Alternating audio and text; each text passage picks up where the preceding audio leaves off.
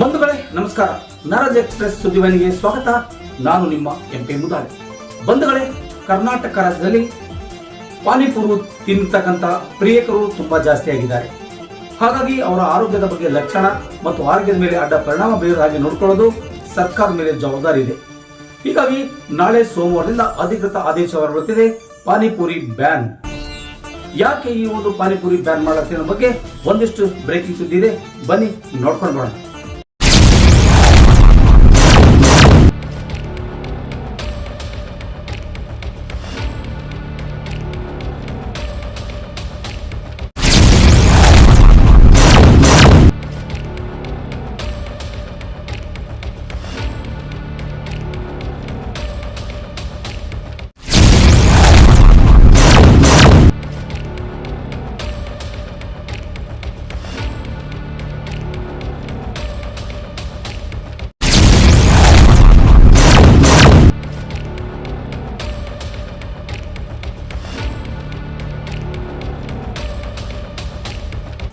ಬಂಧುಗಳೇ ನಮಸ್ಕಾರ, ಹೇಗಿದ್ದೀರಿ?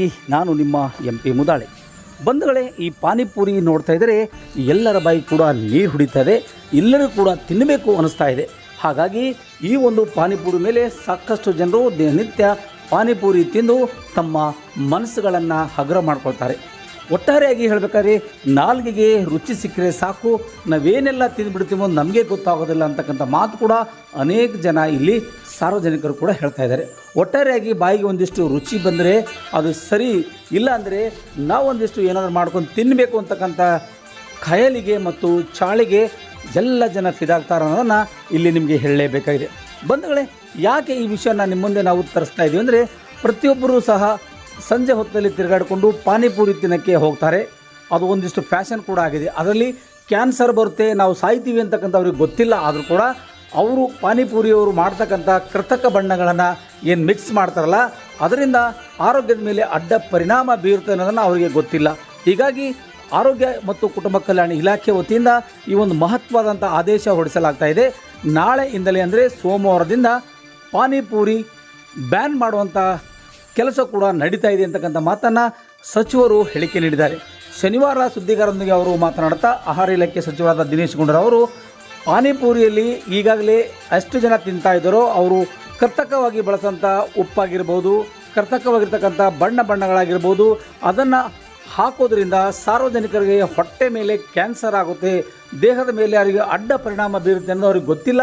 ಹಾಗಾಗಿ ಈಗಲೇ ಆಹಾರ ಇಲಾಖೆ ಸುರಕ್ಷತೆ ತಂಡದವರಿಂದ 260ಕ್ಕೂ ಹೆಚ್ಚು ಮಾದರಿಗಳನ್ನು ಸಂಗ್ರಹ ಮಾಡಿದ್ದಾರೆ. ಸಂಗ್ರಹ ಮಾಡಿ ನಮ್ಮ ಒಂದು ಗಮನಕ್ಕೆ ತಂದಾಗ ಮಾದರಿಗೆ ಕಳಿಸಿಕೊಟ್ಟ ಸಂದರ್ಭದಲ್ಲಿ ಅದರಲ್ಲಿ 41 ವಿವಿಧ ಮಾದರಿಗಳು ಅಸುರಕ್ಷಿತವಾಗಿದ್ದಾವೆ ಅಂತಕ್ಕಂಥ ಮಾತನ್ನು ಅಲ್ಲಿ ಹೇಳಿದ್ರಿಂದ ಇದರಿಂದ ಸಾರ್ವಜನಿಕರಿಗೆ ಅಡ್ಡ ಪರಿಣಾಮ ಬೀರುತ್ತದೆ, ಸಾರ್ವಜನಿಕರಿಗೆ ತೊಂದರೆಯಾಗುತ್ತದೆ ಎಂಬ ಕಾರಣಕ್ಕಾಗಿ ರಾಜ್ಯ ಸರ್ಕಾರ ಪಾನಿಪುರಿಯಲ್ಲಿ ಬಳಸಿದಂಥ ಕೃತಕ ಬಣ್ಣಗಳನ್ನು ಬ್ಯಾನ್ ಮಾಡಲು ಹೊರಟಿದ್ದಾರೆ.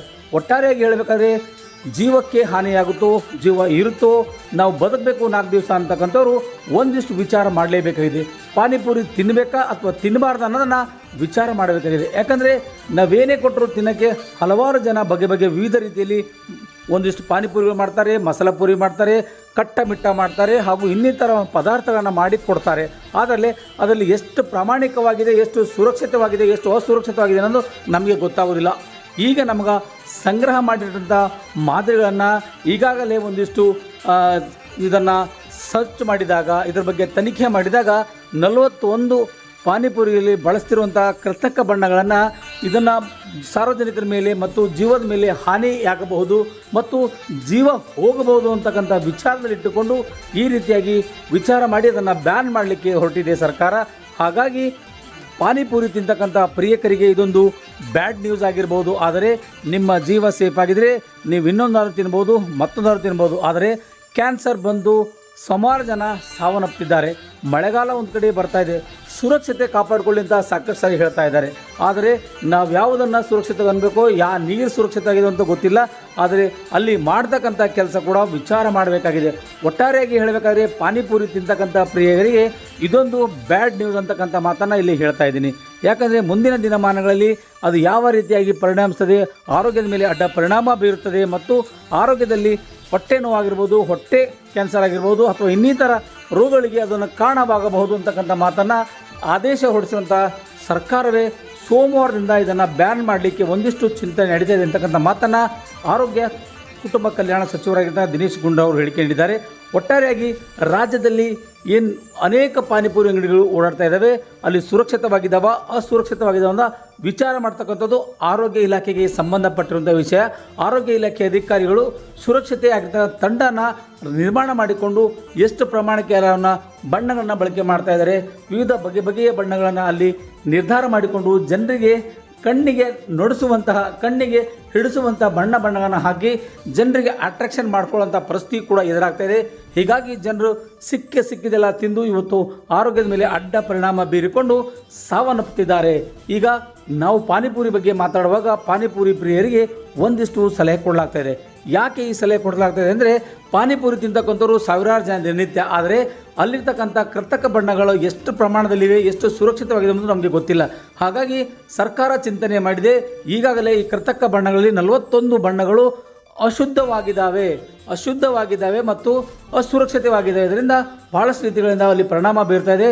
ಈ ಒಂದು 5 ಕೃತಕ ಬಣ್ಣಗಳನ್ನು ಸಂಗ್ರಹಿಸಲಾಗಿದೆ. 5 ಬಣ್ಣಗಳು ಕೂಡ ಸಾರ್ವಜನಿಕರ ಮೇಲೆ ಅಡ್ಡ ಪರಿಣಾಮ ಬೀರುವಂಥ ಸಂಪೂರ್ಣವಾದ ಲಕ್ಷಣ ಕೂಡ ಕಾಣ್ತಾ ಇದ್ದಾವೆ. ಹೀಗಾಗಿ ಈ ಕೃತಕ ಬಣ್ಣಗಳನ್ನು ಬ್ಯಾನ್ ಮಾಡುವಂಥ ನಿಟ್ಟಿನಲ್ಲಿ ಚಿಂತನೆ ನಡೀತಾ ಇದೆ.